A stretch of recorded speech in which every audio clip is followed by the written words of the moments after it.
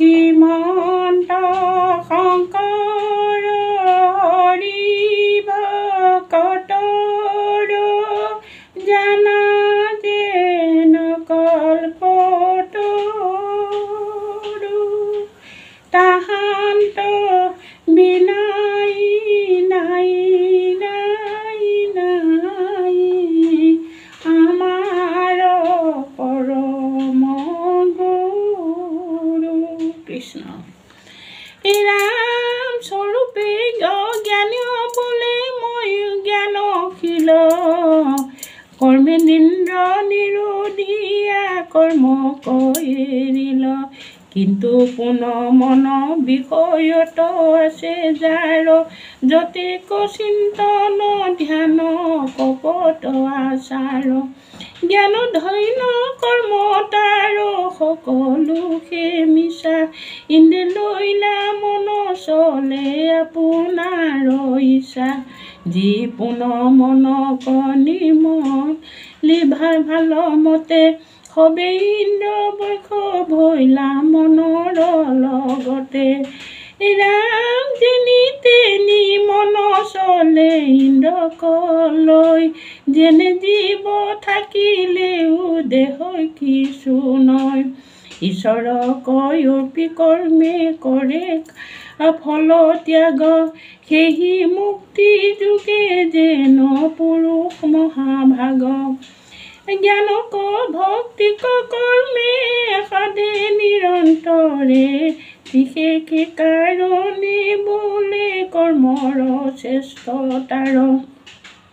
নিতে নৈতি মিত্ৰ কৰ্ময় অৰ্পি কৰা বীৰ বিনা কৰ্মে নিষ্ঠ জ্ঞান নহয়ে শৰীৰ যত কৰ্ম সবে বন্ধ খ্যাসবাদী কহে যদি ঈশ্বৰক অৰ্পে তেবে বন্ধ নোহে কৰ্মযোগী বিষ্ণু তাক জ্ঞান ধনঞ্জয় হৰি কৰ্ম যে বিনে আন কৰ্মকে বান্ধয়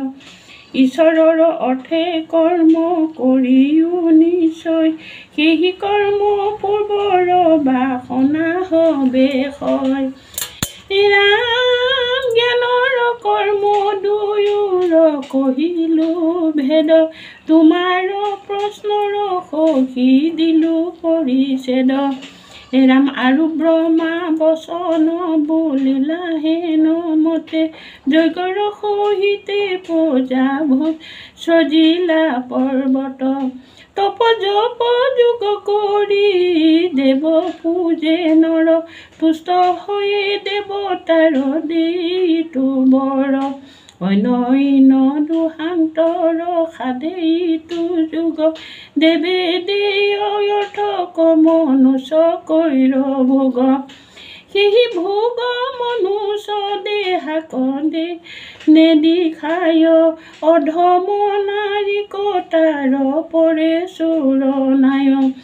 ৰাম তাৰে পঞ্চযুগ নিতে সিজনে নকৰে পঞ্চ শূন্য পাতকত সিজনে পৰে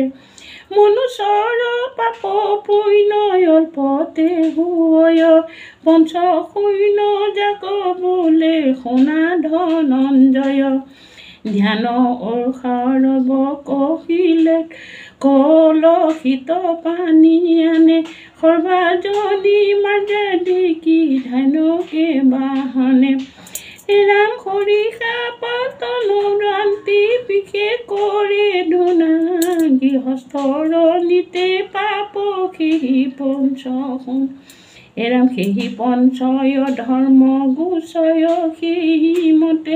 পঞ্চগোট যুগ গৃহে কৰিবা কনিতে শুনা পঞ্চযুগ যেন কৰিবে নিতে পাঠ হোম বুলি নিষ্ঠায় বিবায়তিথে ৰাম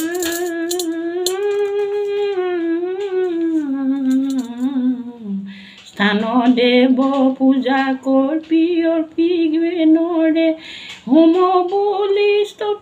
স্তুতি পাঠে তাতয় অনন্তৰে অতিথিৰ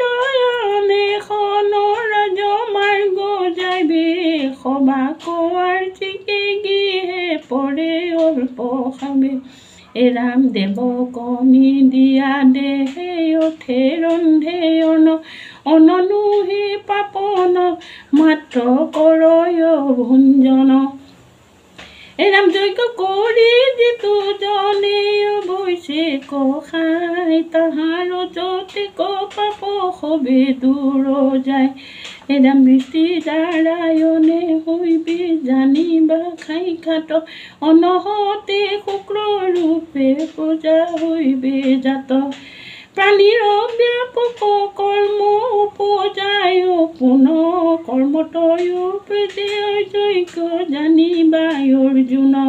এৰাম বেদ বাক্য হতে যেন যুগ উপজয় বেদে ঈশ্বৰৰ বাক্য জানিবা নিশ্চয় সংসাৰ কাৰণে যজ্ঞ জানা ধনঞ্জয় কৰ্ম কৰি জগতক চক্ৰ প্ৰৱৰ্তয় ঈশ্বৰৰ আজ্ঞা ভংগী নকৰা কৰ্ম পাপৰ আয়ুস মাত্ৰ তাৰ ব্যৰ্থ ভৈলা জন ঈশ্বৰ অৰ্পি কৰ্ম সদাচাৰ